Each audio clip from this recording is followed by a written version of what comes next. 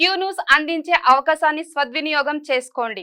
సమస్య ఎక్కడున్నా నేనున్నానంటూ ధైర్యంగా ప్రశ్నిస్తూ రాజకీయాల పట్ల అవగాహన కలిగిన అనుభవం గల రంగారెడ్డి హైదరాబాద్ రిపోర్టర్లు కావాలను సంప్రదించవలసిన నెంబర్లు 8688926084. రెడ్డిగా కులగణన కోసం కాంగ్రెస్ పోరుబాట. దేశవ్యాప్తంగా రాహుల్ నేతృత్వంలో సభలకు ప్లాన్. రిజర్వేషన్ల అంశాన్ని ప్రజల్లోకి తీసుకుపోవాలని నిర్ణయం. పార్టీ చీఫ్ ఖర్గే అధ్యక్షతన కాంగ్రెస్ విస్తృత స్థాయి మీటింగ్. హాజరైన పార్టీ జనరల్ సెక్రటరీలు, రాష్ట్రాల పీసీసీ చీఫ్లు, ఇన్ఛార్జీలు. రాబోయే రాష్ట్రాల ఎన్నికల వ్యూహాలపై చర్చ. మీటింగ్ కు తెలంగాణ నుంచి ఇన్ఛార్జ్ దీపాదాస్ మున్షి హాజరు. సెబీ చైర్పర్సన్ ను తొలగించాలనే డిమాండ్ తో ఈ నెల 22న ఈడీ ఆఫీసుల ముట్టడి అంటూ కేసీ వేణుగోపాల్ ప్రకటన చేసిండు.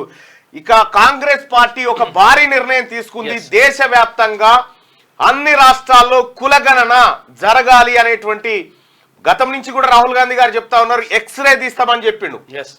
ఉన్నది ఉన్నట్టుగా మొత్తం ఎక్స్రే తీస్తామని చెప్పిండు. అదే విధంగా తెలంగాణ రాష్ట్రంలో కూడా ఇప్పటికే రాష్ట్ర ప్రభుత్వం ముందుకొచ్చింది, కులగణన చేయాలని నిర్ణయం తీసుకుంది. అటు రాహుల్ గాంధీ గారు కూడా ఇదే మాటను కామారెడ్డి డిక్లరేషన్ లో చెప్పిండు. కులగణన చేసి 42% రిజర్వేషన్ బీసీలకు ఇస్తామని రాహుల్ గాంధీ గారు చెప్పడం జరిగింది. రాహుల్ గాంధీ గారి మాట శిలాశాసనమే. ఖచ్చితంగా తెలంగాణ ప్రజలారా, ముఖ్యంగా బీసీ ప్రజలారా, తెలంగాణ రాష్ట్రంలో కులగణన జరిగి తీరుతుంది, జరగబోతుంది, జరగాలని కూడా కోరుకుంటా ఉన్నాం.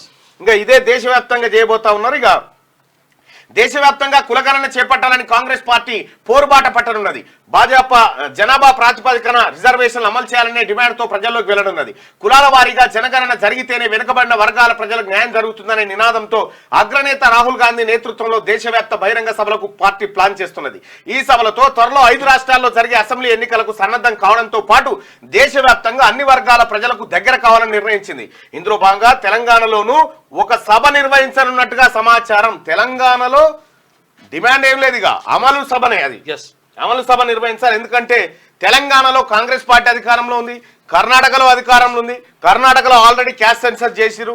ఇక డీకే శివకుమార్ కొద్దిమంది వేరే వాళ్ళు ఎవరో అడ్డుపడుతున్నారని చెప్పి చెప్తా ఉన్నారు వార్తల్లో. అది ఎంతవరకు నిజమో తెలియదు. కానీ తెలంగాణలో కులగణన చేయడం ద్వారా చాలా చాలా మార్పులు వస్తాయి ప్రజలారా. ఈ కులగణన చేయడానికి కొంతమంది అడ్డుపడుతుండొచ్చు. వాళ్ళు అడ్డుపడ్డా ఇక ఆగదు. ఎందుకంటే అక్కడ రాహుల్ గాంధీ గారి నిర్ణయం తీసుకున్నారు కాబట్టి కులగణన జరిగి తీరుతుంది. నాకున్న సంకేతాల ప్రకారం it will be going. Q news అందించే అవకాశాన్ని సద్వినియోగం చేసుకోండి. సమస్య ఎక్కడున్నా నేనున్నానంటూ ధైర్యంగా ప్రశ్నిస్తూ రాజకీయాల పట్ల అవగాహన కలిగిన అనుభవం గల రంగారెడ్డి హైదరాబాద్ రిపోర్టర్లు కావాలను సంప్రదించవలసిన నెంబర్లు 8688926084.